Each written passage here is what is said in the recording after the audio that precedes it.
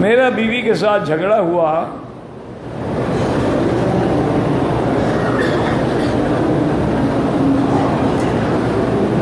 कहते जी मुझे बीवी ने माशाअल्लाह अच्छा झगड़ा भी हुआ, उसने जूता भी मारा माशाअल्लाह।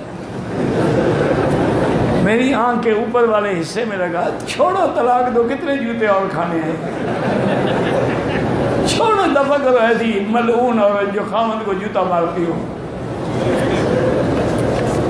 हजूर फरमाते हैं अगर अल्लाह के सिवा किसी गैर को सजदे की इजाज़त होती तो मैं औरत को हुक्म देता कि खामद को सजदा करे, और ये जूते मार रही है।